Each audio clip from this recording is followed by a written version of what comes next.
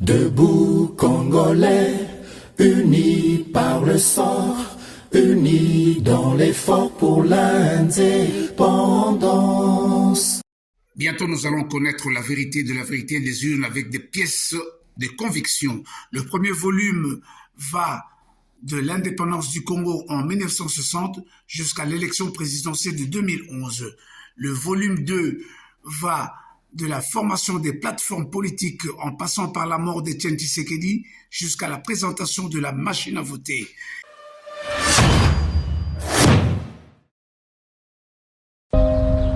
Nous devons ensemble avoir conscience que nul autre que nous-mêmes ne viendra sauver notre nation et que cela exige de chacun de nous une mobilisation tous azimuts.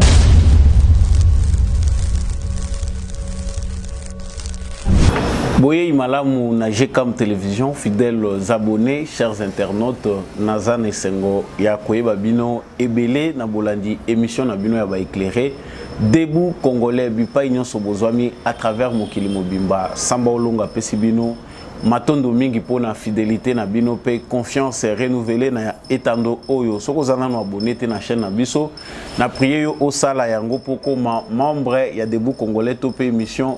Yaba éclairé justice yonzambe iratakate justice yonzambe motomo côté aishapaka na contrôle nango ezaba maître mo oyo tokota kanango na émission na biso pona ko rappeler na ba combien de mortels qui esengeli to sala malamu ba acte na biso nyonso ezalaka comptabiliser tôt ou tard nous finissons par récolter les fruits de ces mêmes actes comme benga no enquêter. Pauvres ou riches, puissants ou faibles, nous sommes tous redevables pour nos actes. Ce que nous avons fait, c'est que nous avons fait, nous avons fait. So pour quand l'équipe na makasi, nkolo l'équipe na makasi. Milengela, il n'est pas tard pour changer. Il faut ozonga nanzela ya malamu pour regretter tes lobbies.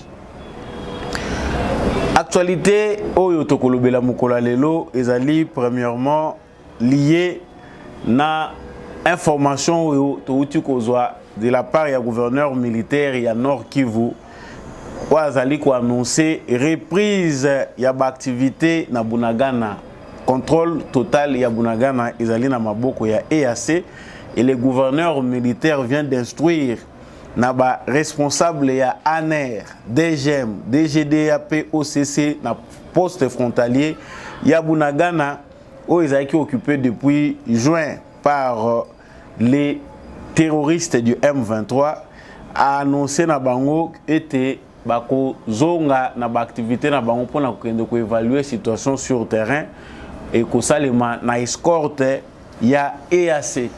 De l'autre côté ba terroristes ya M23 bazali ko revendiquer pour na ko s'opposer na décision du gouvernement congolais d'envoyer ba agent na poste frontalier wana ya Bunagana qui contrôle Bunagana. Est-ce que FARDC pour kota na Bunagana comme ko senga visa?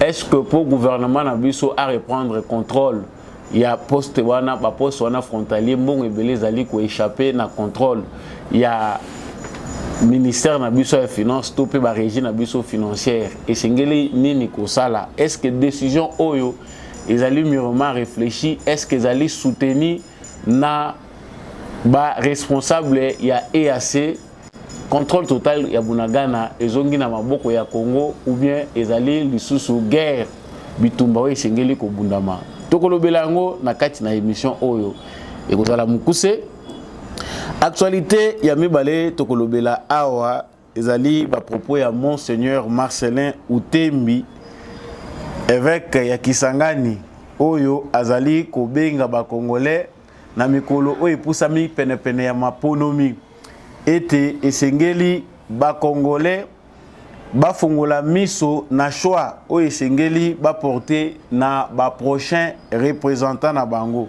Ezalaki au cours d'une conférence de presse que prélat catholique a exhorté na ba citoyens à faire preuve d'objectivité lorsqu'ils passeront aux urnes pour élire les nouveaux dirigeants du pays à tous les niveaux en décembre prochain. Donc, ezali occasion offerte na peuple congolais pour na kosala choix moko judiciaire. Bato belé bazali ko se plaindre ba propos wana balobi pour na limiter ba kambignon sur catholique ba ko adopter attitude oyo ya église au milieu du village na ba propos oyo ezali ko la qui sa tendance était. Nous allons revenir à ce stade sur les propos de Monseigneur Marcelin Outembi, président Yasenko. Tokolobe la paix na mokuse maye etali ba nomination euti ko salema na quelques entreprises publiques na ba service mususu attaché na ba ministère na biso ndenge nini ba nomination et salami na ba fonds promotion culturelle makambo etali ba agriculture moi ba nomination et salami ebele à la coutume tu yebi ke ebele ba ko tia poudre pona ko sepela ke balongi kasi musala ya kosala eza mingi mituna ya komituna pe ezali ebele. Nous reviendrons sur ces nominations du président de la République Félix Tshisekedi. Voilà tout pour l'essentiel de l'actualité que nous allons aborder avec vous tout à l'heure. Matondo mingi na bino nyonso bozolanda biso mokili mobimba bande ko musu ya diaspora balobi oza kotanga kaka batu ya intérieur est-ce que ebite ke biso pe na diaspora bolanda ka biso mais néanmoins bozala ka privilégié chaque fois na lobaka awa na batu nyonso. Congo mobimba elandaka debout congolais libanda pe ya Congo bolandaka debout congolais na mokuse congolais d'ici congolais d'ailleurs. Vous êtes le bienvenu dans votre émission préférée Debout Congolais. Je répète, ceux qui aux abonnés, abonnez-vous à cette chaîne, partagez surtout nos émissions, laissez-nous un commentaire à partir de quelle ville vous soutenez cette émission et bien évidemment nos FARDC, Bendele et Koyate, on reste FARDC Namotema. Sango Oyo Nakanise Sekomela Kibinope. Sango ya ba M23 Oyo basileki kotika Bunagana uta ba mwa elekaki. Débat ezalaki en cours, débat ezalaki ko continuer pona koyeba contrôle ya Bunagana ezali na maboko ya banani. Je pense que j'ai eu à répondre à plusieurs questions na bandeko bazalaki kotuna pona koyeba nani solo azali ko contrôler Bunagana. Est-ce que Bunagana ezongi na maboko ya armée na biso? Sur base ya musala oyo EAC à côté la ki na Congo, balobaki que il faut récupérer ba territoire, ba zone nyonso oyo ezali occupé par les terroristes de M23. Na procédure bazalaki ko kendele nango tumonaki que théâtre salimaki mingi pendant le dernier mois. Théâtre wana pardon ezalaki à la base. Il y a colère, il y a majorité, il y a population congolaise kotalisa que ba militaire, il y a force régionale, ba contingent il y a EAC bazali ko sala musala na bango na lolenge sengelité. M23 a annoncé plusieurs fois retrait naie na ba zone azali ko occupé et puis commandant il y a force régionale en chef azalaki a démissionné qui et a soupé azalaki kopé cette information que M23 va se retirer mais société civile gouvernement congolais bazali ko contredire pour dire que makambo ezali ko salema ndenge bozali ko lobelate. Nous avons vu la dernière fois escorte moko esalema ki ya batu ya EAC commandant na biso oyo azali ko représenter armée congolaise na kati ya force régionale bakitaki bango nyonso na Bunagana pona kosala état de lieu bazalaki sous escorte bango nyonso bakitaki na Bunagana pona kotala situation ndenge za ko se représenter selon armée congolaise ezalaki na ba préalable oyo ba militaire topé ba commandant oyo bazali ko composer force régionale ya EAC ba pesaki pour que autorité à l'état ezonga sur toute l'étendue du territoire bisika wana nyonso ndenge nini ko procéder pour que population ezonga ba service nyonso à l'état ebanda ko fonctionner kasi sika awa nada otangela bino communiquer ndenge bozomona ngo liboso ya etando na bino. Donc les communiqués ici, il y a gouverneur militaire ezali na objet information sur la reprise imminente de vos activités.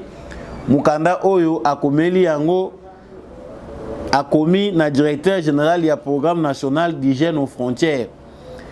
Tous na Kinshasa atindeli pe monsieur les commandants de la force régionale de la communauté de l'Afrique de l'Est, monsieur l'inspecteur provincial de l'agriculture, monsieur l'inspecteur provincial de la pêche et de l'élevage. Na mukanda ndenge tindamaki batindi yango na directeur ya provincial ya ANER, ya DGM, ya DGDA, ya OCC, ya PNHF, SKKV na bandeko na bango mususu bango nyonso na Goma.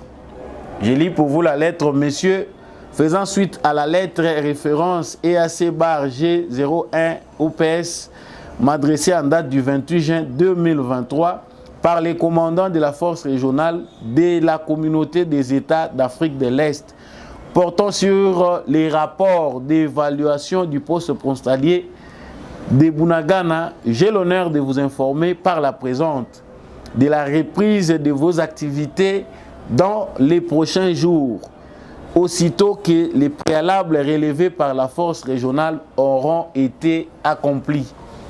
C'est pourquoi je vous demande de prendre chacun en ce qui les concerne toutes les dispositions nécessaires en vue d'une descente effective de vos équipes à la frontière de Bunagana sous escorte de la force régionale de l'EAC pour faire un état des lieux de vos services respectifs à transmettre à votre hiérarchie. Veuillez agréer, monsieur, l'expression de mes sentiments patriotiques. Signé Ndima Konga Constant, lieutenant général.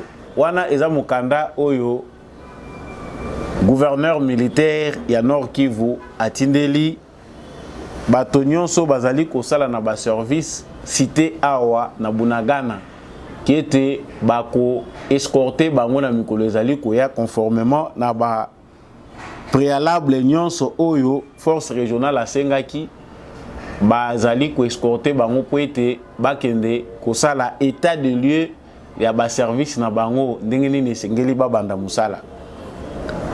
Eloko esengeli toyeba ezali que au départ mission oyo ezalaki ya EAC oyo bayelaki awa ezalaki ya que soki baye bazali ko récupérer ba zone nyonso oyo ezali occupé par les terroristes de M23.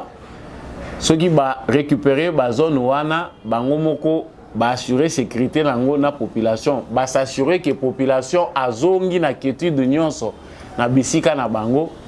Prochaine étape ezali cantonnement pe reddition ya ba M23.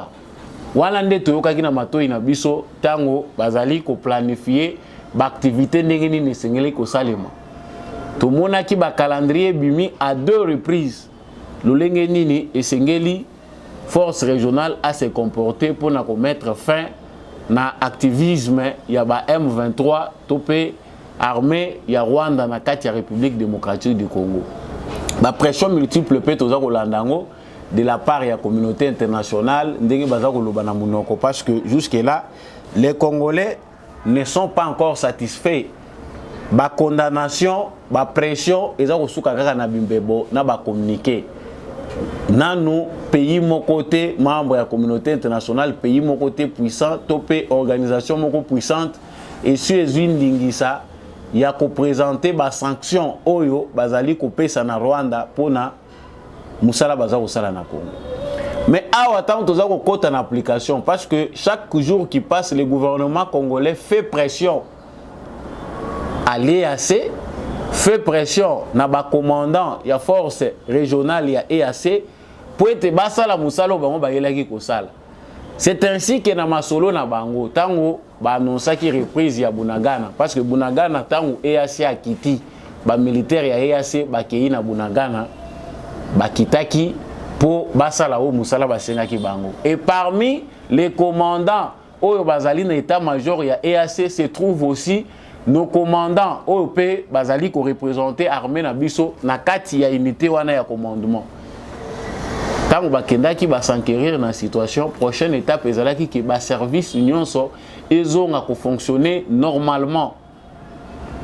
Kota la makamundenge déjà ezaki sur terrain, M23 basi ba remplaça qui DGM na biso ba remplacer ANER, ba remplacer OCC, ba remplacer DGDA, ba za ko percevoir ba taxe, bazali ba komoko ko landela nyonso esengeli basala.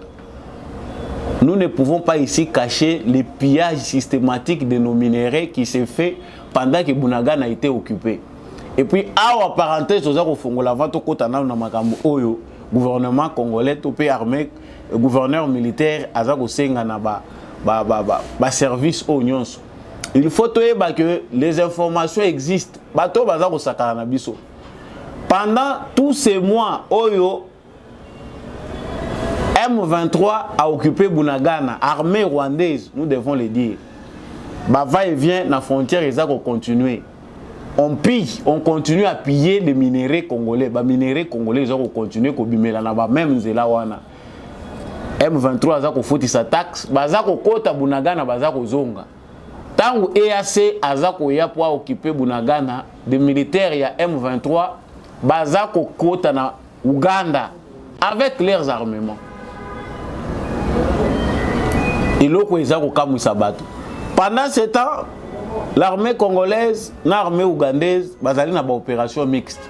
Mais dans l'autre contexte qui concerne les intérêts du Rwanda et de l'Ouganda, Ouganda azali obligé à ça la base arrière pour na ba M23. C'est-à-dire, devons-nous dire ici que ba M23 ngo baza tendance mi balé. De l'autre côté, c'est l'armée de Kagame et l'autre côté, ezali ba militaire ya Museveni. Donc le près d'une année au biso tozako kendawa pillage systématique et salami ya ba minéraux na ba ressources financières na biso. Le Congo a perdu 2 millions et des millions de dollars na poste frontalier wana. Le complot ici consiste à tirer les choses en longueur. Tout le monde qui est sur le lobby, tu peux si ni calendrier, tu peux ça la boue. Au moins ni bakoti subissons dans l'étargie moko, babandi ko pe sakaka ba explication.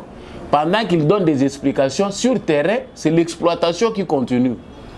Mais awa gouvernement congolais a sali pression naïe. La pression du gouvernement congolais que bino boyagi bosala musala bino bosala. Gouverneur militaire après avoir contacté ba responsable ya EAC a ebisi bango maintenant toujours passer en vitesse supérieure. Bosengi nini po biso totinda mena ba élément ba service na biso bazonga na ba poste na bango pour évaluer ba dégâts parce que ba dégâts ezakuna M23 ceux qui isengeli balongwa il faut ba banda ko buka ba détruire ba poste frontalier ba bisike belé makambweze belé ya kosala. Yango a ebisi bango que esengeli va se préparer parce que va en escorte il y a EAC pour na reprendre contrôle il y a ba poste na bango pour l'évaluation ya musala ndenge nini makambo bakuti kuneza ndenge nini. Premièrement c'est pour ça. Mais pourquoi esengeli bazala lisusu escorté alors que l'EAC contrôle Bunagana et loko ezako kamusa bato parce que EAC ne mutazu contrôle ya Bunagana EAC akoki ko cohabiter te na ba M23. Mais loko ezoka musabiso awa ba militaire ya Kagame bazana bango pe na Bunagana ba mususu en tenue civile ba batami na bango baza ko cohabiter na force régionale ba vandi esika moko. Mais et pour eux baza ko kanisa que le gouvernement congolais sera toujours en train de faire des déclarations. Tozo senga babima, tozo senga ba pesa ba sanction. Nous devons voir dans l'action de notre gouvernement une forme de pression où ils allaient pekocha et l'EAC contre mur et les M23 parce que confrontation oyo occasion ezaya suka oyo armée na biso akozala nango pour reprendre contrôle ya parti wana gouvernement na biso nous devons dire reprendre contrôle ya point wana Et c'est là même par confrontation, il faut citer wana ezonga na maboko na biso ba congolais. Les manœuvres, parce que le gouverneur militaire a lobby, il fallait que ça les mette depuis longtemps. Et assez, Azako continue comme Makambuka en longueur, dans la manœuvre, mais pourquoi ces milices-là, pourquoi les terroristes, il faut continuer à bino? La vraie raison, c'est que et les Nations Unies, na ba organisation ebele baza impliqué na likambo souci na bango eza ko tirer makambo na longueur. Parce que la réalité était déjà là. Bunaga na bozui, bopesa na maboko ya gouvernement congolais. Les caprices, ba manœuvre oyo ezali ko occasionner musala oyo M23 za ko sala. Parce que awa gouvernement congolais a eu décision à lobby, binobo se préparer, binobo agent ya NRDG mais autres pour na ko kita kuna bo sala musala na bino. Les M23 répliquent pour dire que ils ont provocation. Nous n'allons pas accepter de la part du gouvernement congolais provocation. Nous avons besoin comme on a bangoté na ba zone où biso to céder to pesi na EAC. Pour biso bango baya ko kota na ba zone wana, il faut dialogue et ça le mana gouvernement Kinshasa. J'ai déjà parlé hier de la fermeté du président Félix Tshisekedi à Kolingate Kosolola na Batouana. Des dialogues qu'ils veulent, c'est l'infiltration proprement dite. Où il faut vivre à Wapanda Mikolebele. Cette infiltration-là a fait que dans notre armée jusqu'à aujourd'hui, tous avons continué à causer la traître, tous avons paya, tous avons bimisa bangote. Mais ils insistent parce que insistance na bango. Ben, jonction na bango bazako linga kopesa ezali position ya Kagame qui pense que il n'y a pas de temps à récupérer ba militaire na ye. Il a gagné beaucoup de temps. Ce qui totali caprice oyo communauté internationale mobimba a supporté ya Paul Kagame la kisiki azamwana na bango. Il a kisiki ils ont intérêt avec Kagame. Parce qu'on ne peut pas croire que toute la communauté internationale fasse des communiqués et des pressions. États-Unis et mon secrétaire d'État américain a eu un téléphone. A Bengi Kagame lobby naza kopesa yo mikolo. Récupérer ba troupe na yo et salamité. Mais nous vivons dans quel siècle? C'est ce qui doit pousser au réalisme notre gouvernement comprendre que quelque part la diplomatie oui, c'est la meilleure des solutions parce que ces années bisika Kagame outela kozongela. Mais quelque part, il faut pétoyo qui s'abango pour comprendre que ça ne va pas s'arrêter seulement dans des propos. Notre gouvernement, c'est bien de faire cette campagne, montrer au Rwanda qu'il est prêt à agir. Mais ça ne doit pas seulement être une propagande. Mais il faut qu'on surprendre Bango. Bango peut dire que tout ça qu'on se préparer. Kagame, tout ce temps, il se prépare. Pour lui, il sait que, dans le niveau, il y a commis, malade, moi, bunda bitumba. Bissau, l'Union européenne, a côté à Bissau, lobby. Bitumba eza solution te boyokana. Ça veut dire Rwanda na Congo bayokana, Kagame na Tshisekedi bayokana. Ba kosolola nini jusqu'aujourd'hui toza ko yeba contenu te. Bango mutu baza ko s'inventer bazala ba médiateur, ba yebisa biso discussion ko tourner autour ya nini. J'en ai parlé dans l'émission Ezali Koleka.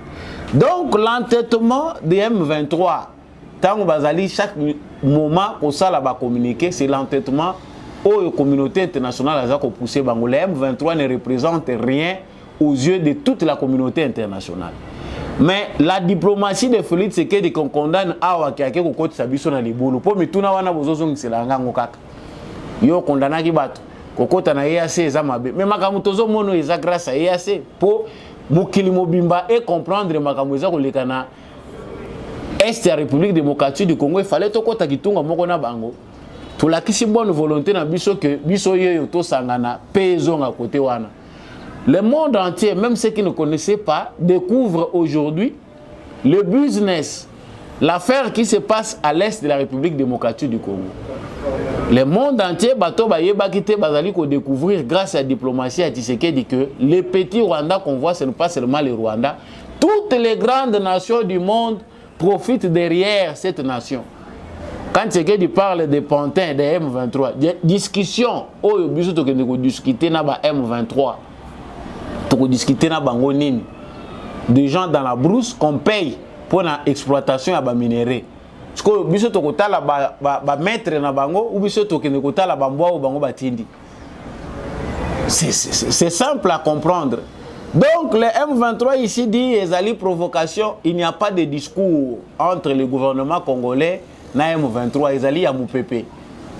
Voilà pourquoi on n'a même pas le temps de perdre l'air communiqué qu'on a publié en Gawa. Totangi totiki yango ndenge wana. Tous ces gens qui font du bruit, ils le font par chantage. Amplification de la situation sécuritaire. Ndenge baza kolekisa makambo na est ya Congo balingi ko présenter en que c'est un problème congolais, il faut discuter. C'est un chantage fait à Félix Tshisekedi pour qu'il cède na ba intérêt na bango. Près d'une année au Bunagana ezali occupé ba multinationales, ba entreprises ebele, Rwanda, Ouganda, ba bénéficier na mbongo ebele. Mais aussi bobuki bosi pe bozui pendant tout ce temps. Faisons les choses de manière rapide, boti que la biso mboka na biso parce que souci na bango nde yango wana. Les autres présidents disent à Félix Tshisekedi que yo za mutu makasi solo la ka na bango tikela bango une partie parce que boye ba ko créer le désordre partout. Effectivement, c'est ce que nous vivons. La fermeté de Tshisekedi parce qu'il n'y a pas une autre option ici en dehors de l'option de la sauvegarde de notre souveraineté et de l'intégrité territoriale. Résistance au Ezako se présentait à Awa, au Otomoni et Yindi Lisusu Kagame qui devait normalement être coincé à Kende. Naba Museveni, au Moni Bazongi Lisusu en force, c'est une résistance. Il y a quelques pays, il y a communauté internationale qui ne sont pas encore acquis au changement. Et si Tshisekedi ici l'obligation d'un deuxième mandat, s'il est obligatoire pour tout Congolais digne de ce nom qui maîtrise l'histoire, qui comprend les enjeux, que Tshisekedi na minito na mutu ya Congo akoyi ko bouger te akoyi ko longwater, il n'y a pas d'autre choix. Tshisekedi est indispensable en ce moment, c'est pour ce combat. Likambo ya mabele otoza ko loba na lingala. Ici on fait œuvre EAC comme na suka. Tshisekedi alinga précipité, Tshisekedi alinga bengana EAC bakomi ko bengana EAC na makasi po bazo a raison na simanango que Tshisekedi a violé la procédure. Tshisekedi a lobby bon, vous voulez to prolonger, OK. Si moi mususu déjà boza ko consommer to ke 10 septembre. Total abino bo accomplir le lingi sala. C'est-à-dire et la communauté internationale et les organisations régionales habituées à piller la République démocratique du Congo, Batie Tshisekedi devant un piège. À s'énerver, à kota nakanda au peuple na yazanango, à chasser na makasi. Comme ça, on va profiter derrière cette position-là du gouvernement congolais pour tout le bas. Voilà, nous avons engagé un processus de paix. Le gouvernement congolais a refusé parce que déjà il y avait des avancées. Ce que vous avez dit, la route toaza ko seka seka. Il y a déjà katia toaza ko loba route toaza na Brazzaville. Politique et encerclement. Il y a le rôle à lingi ko yo kate makamunyo so baza ko proposer maintenant to kende. C'était Kagame parce que tozo ko mona ba croisant ndenge zo salima. Maintenant route passe aussi. Il est à Brazzaville. Nous sommes Tshisekedi, détrompons-nous, il n'y a pas de relation, il n'y a pas d'intérêt là dans ma coopération bilatérale, tout ce qu'ils disent là. La guerre, c'est la guerre du Congo. Nous sommes au Congo. Le Kagame a sali ba mouvement mingi, a eu partenaire fiable, président va comprendre bien, Biseka Sekawana, Yaruto. Yepe et comme tourna, yepo yepe atambola na kisongi songi. Il est parti chez Kagame.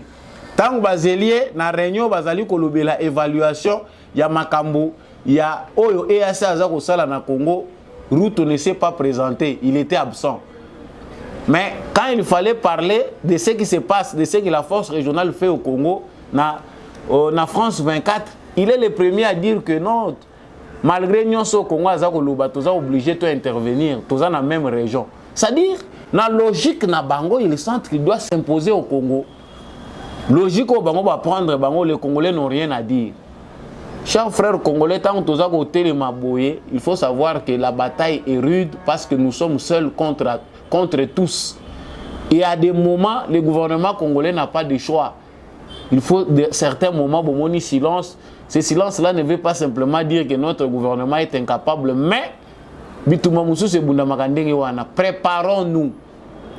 Voilà pourquoi nous avons intérêt chaque jour qui passe à former, renforcer les capacités de notre armée. Chaque jour qui passe, bongisa capacité na biso ya organisation esengeli ezala à la hauteur ya action to lingi to mener to répondre na batu oyo. La vengeance c'est un plat qui se mange froid pour eux dans leur conception sur base de l'habitude oyo bango bazui ba congolais baza bazoba. Au Congo il n'y a pas d'organisation. Tika va profiter. Et cet homme là qui sait que chez nous on ne vend pas du lait pense que nous sommes si bêtes que ça. Yango batikeli bango. Sadek alingaki yawa pour intervenir, mais avec la multitude de conseils, parce que Tshisekedi était déjà monté. Le fait pour lui d'aller rapidement, Koyoka n'appelle ya Sadek que Sengeli Toya, c'est que il s'est déjà senti que dans quatre organisations Oyo, nous n'avons rien à espérer. Mais il y a une rupture où il s'allume de manière douce pour ne pas occasionner ba complot wana et à s'accomplir ba lobake non ba bengani biso ba lingi kimiate. C'est ce que dit amemi ngoka na procédure de l'est à l'ouest guerre ezali makasi. Ba président au Félix Tshisekedi azoluka ko faire comprendre que nous pouvons nous organiser nous africains régler nos problèmes entre nous et belé baza prise en otage par l'Occident. Ce sont baza ba sous-traitants ya Occident. Boni Tshisekedi abimina no ngambo yo ndenge na lobaki na makambo eleki Tshisekedi a intérêt à essayer aussi à s'allier na bateau ba komi déjà ko se rebeller. L'Afrique du Sud est déjà dans la voie de l'indépendance. Ba komi pe ko zala na mot à dire Occident lobby bango pe ba lobby le contraire. L'Afrique du Sud peut recevoir Poutine parce que ba komi na bango na tendance ya kolinga koyoka mutute et ça marche. Ils se sont déjà organisés d'une certaine manière. Baza peine à voir mon voir na bango comme prépondérante en Afrique. Donc il faut tout s'aligner pena bat oyo.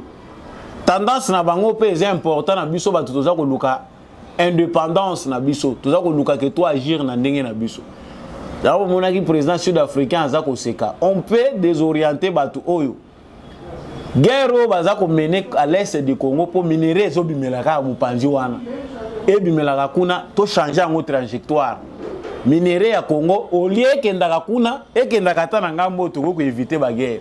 Calcul politique ezala kati ya ko salema bato baza ko mona ba voyage ya Tshisekedi tout ce qu'il fait ya au président wa zaka na jouissance ba vandi kuna zo bimaka bato bakende ko yoka musique politique et salemaka na banner et puis banner solide.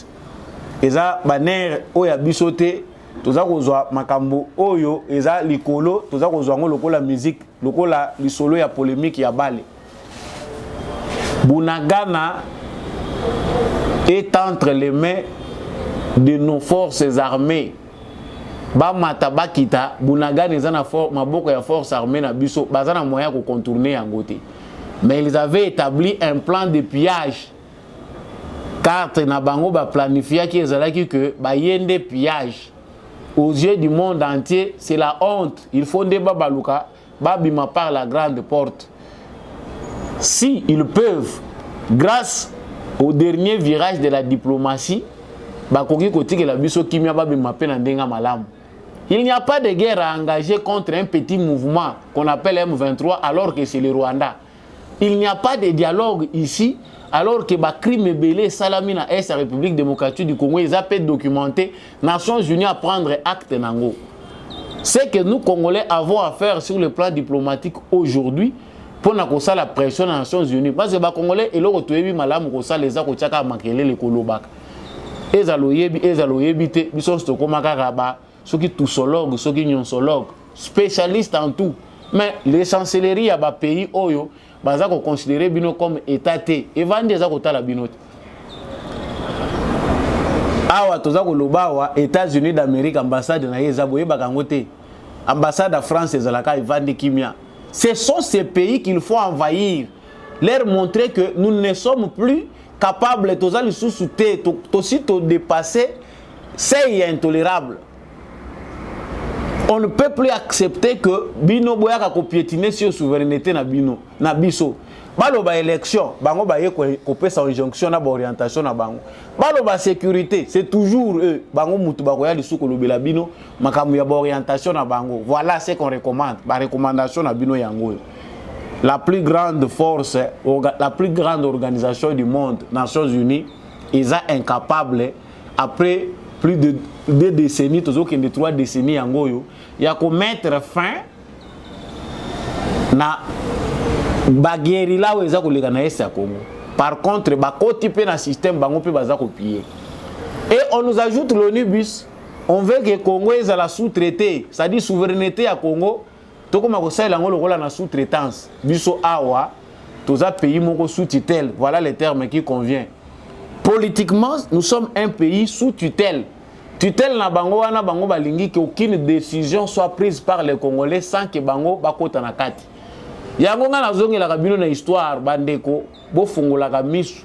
Dites aux voisins que bino batu bolingi prière mingi bo benga na molimo wa Léopold II. De 1885 jusqu'à aujourd'hui où nous sommes, cet esprit-là ne quitte pas le Congo. L'esprit de l'exploitation. C'est-à-dire, les autochtones, c'est facile à voir dans l'histoire. Nous avons multiplié le bébé, nous avons désorienté, mais lisez l'histoire. Voilà l'histoire qu'il faut apprendre à nos enfants. On continue à être colonisé, on continue à être exploité.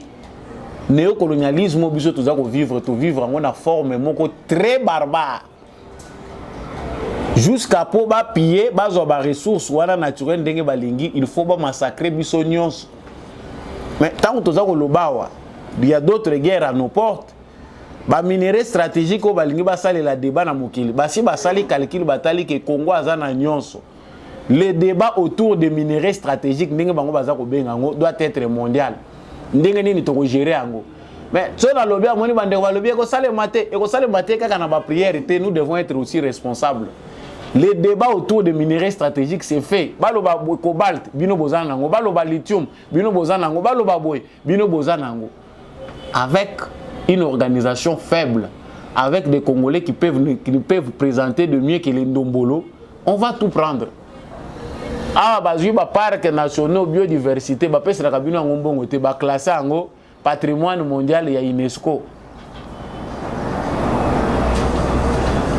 Banyama na bino o ba moni za na valeur, nzete na bino balobi bokata te patrimoine. Mais qu'est-ce qui reste ici à faire? Ezakaka bazui ba mine na bino wana nyonso ba assemblée ngo ba sali cartographie ngo ba déclarer ngo patrimoine mondial. Balobi maintenant désormais sous-traiter en exploitation en économie commune.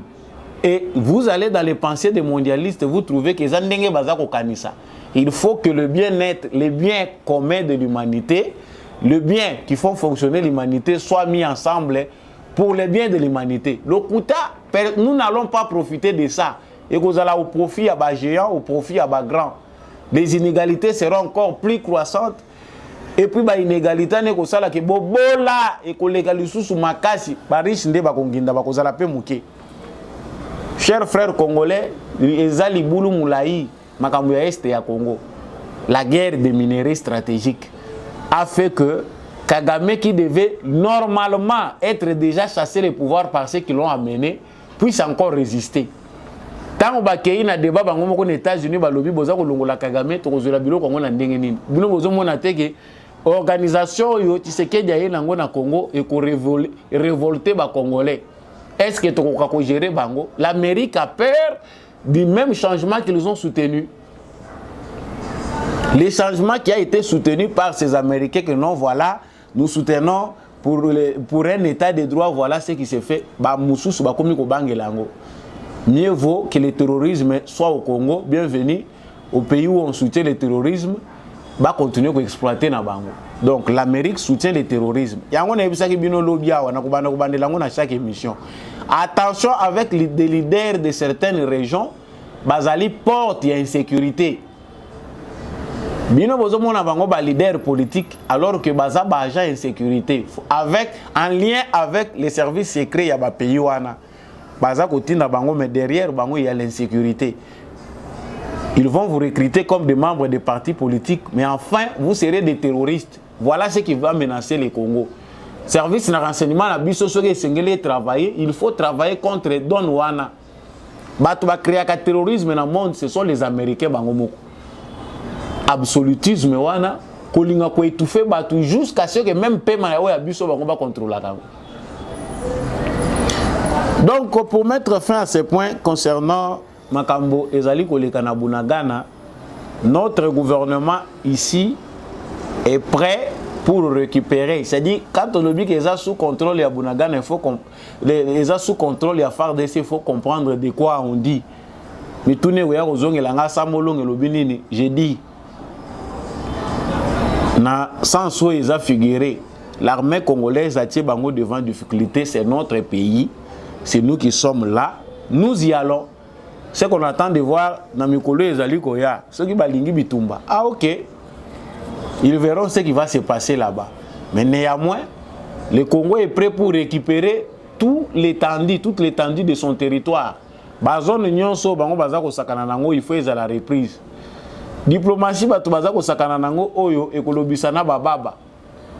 Il y a même des pays qui ne sont pas concernés de près na makambo ya Congo, bakokota makambo ya Congo. Amérique a ça la blague. Ils pensent que dans le moment où ils viendront nous imposer encore un autre pantin au sommet du Congo. Ça ne se fera plus.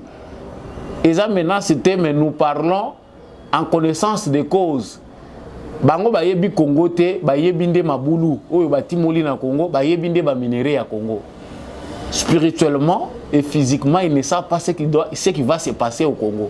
Si l'Amérique s'hazarde à créer encore des conflits sous prétexte que Bazali na Mouto, Bazali qu'on fabriquer, ça sera trop tard, ils vont tout perdre au Congo. Ambassadeur, il y a États-Unis d'Amérique, a commis ça déjà message dans le secrétariat d'État américain que ce qui risque de se passer au Congo, et que ça, que pour cette fois-ci, vous perdrez le Congo éternellement.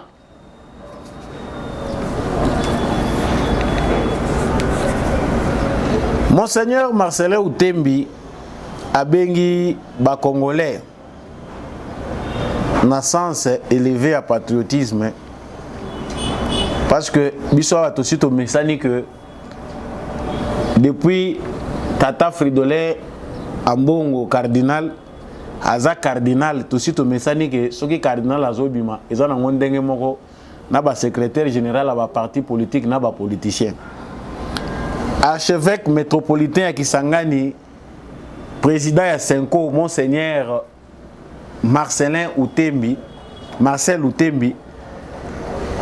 a ebisi ba Congolais, bo fungola misu na choix porté sur le prochain représentant. Et là, au cours d'une conférence de presse, il dit Azako exhorter les citoyens à faire preuve d'objectivité lorsqu'ils passeront aux urnes pour élire les nouveaux dirigeants du pays à tous les niveaux en décembre prochain. Donc, le président de la Senko a rappelé que l'élection est une occasion offerte aux souverains primaires pour opérer un choix judiciaire de ses dirigeants. C'est très simple et très au milieu. L'église yango wana musala société civile. Congolais a besoin de Congolais a besoin d'orientation, Congolais a besoin de décider na place na ye. Maloba ya tata cardinal Mikolo nyonso eza koleka ezali de nature à diviser les Congolais en partis politiques en tendance. Voilà, muto ya kokaye kozala cardinal ya église catholique parce que au moins awa mutu nyonso aza ko se retrouver à de gauche à de droite. Mais les Congolais ici sont inspirés que choix oyo esengeli ko sala il faut ezala utile. Tango moko kende ko voter bo sala ba choix ya buzo baté. Bon fongola misu na bino na ba prochain représentant. Mais eza biloko tolobakawa. Tata na ye nani, maman na ye nani qui finance campagne ya za ko sala la bino à l'américaine. Nana financer ango. Baninga na ye banani. Qui sont ses arrière grands-parents? Awa lelo likambo fiche identification mati lisusu awa. On ne sait pas comprendre. Voilà un discours qui démontre que l'église est au milieu du village. Yo ye, discours ya muneno yo moni ezali ko présenter que bato baza ko gouverner nde baza mabe. C'est vrai, yo faut sambela pona bango te ya bango. Mais défaillance au Congolais azanango.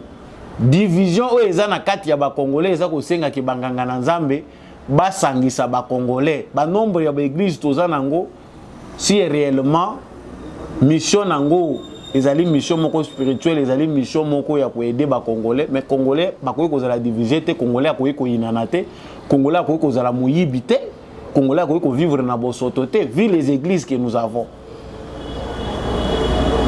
Mais ici, le discours veut que nos pasteurs se transforment en hommes politiques et fin du monde. Parce que si nos églises se transforment en partis politiques et que l'église la campagne, c'est fini. L'église ne sera plus au milieu du village. L'église est c'est vrai que lorsque bateau bazali ko kamba bazo tambola mabe, l'église azana liloba ko yebisa bango te wana bosali mabe bozonga na nzela. Mais soki bakambia lingomba bakomi ba instrument ya bactère politique ou bien bango moko bakomi ba politicien wana to komi wapi. Pendant que ba discours aboyeza ko lobama na président ya Senko cardinal Tata Fridolin Ambongo azana Brazzaville na mission ecclésiastique. Biso tozomona mission ecclésiastique était.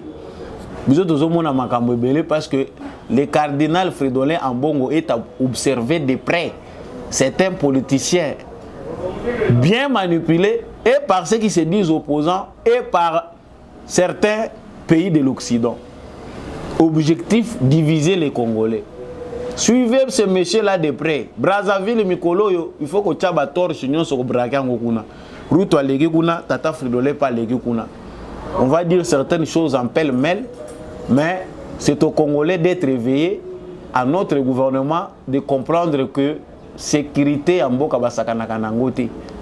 Si on forme les phares d'essai, bien évidemment, renforcer aussi les renseignements en Boka.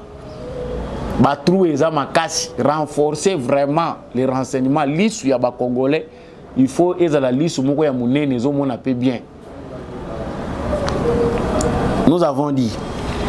Et puis pour terminer, Tolobakia wa tokolobela ba nomination et salami, félicitations à Bino Batuboza nommé. Mais ana ba nomination mususu pe salami ebele ba oyo bakoti. Motuna ezali sa cité. Balobi, monsieur le président de la République, à la veille des élections. Ba nomination et salami malamu, ba candidat wana, bato ba kekuna, ebele pe, ebele na kati na bango, bazana intention à postuler pour ba comme ba député. C'est pour combien de temps? Oyo bango et singeli ba démissionner na ba poste wana. Est-ce que ba nomination na bango na misala oyo bango baza ko sala et qu'on permettre bango, est-ce que les alliés peuvent sous-souter qu'on fragiliser la structure ou on a autoyebi déjà que les a autambola na kokoso. Ba musupe ba lobby a IGF veiller malamu parce que ebele ba ke ko lukambongo ya campagne. Comprenons, chers frères congolais, que mboka na biso tozana na musala ebele. Boche na mino ba poudre na mutu, mais on a besoin de voir du travail. Climat des affaires, agriculture, PCA. Merci aussi et félicitations à Barbara Kanam, Ouazali nommé comme DG. Il y a fonds, il y a promotion pour fonds pour la promotion de la culture. Ba comédien pe kuna bazako lo babalobi mais botier Barbara Kanam, botier ba musicien mi balé.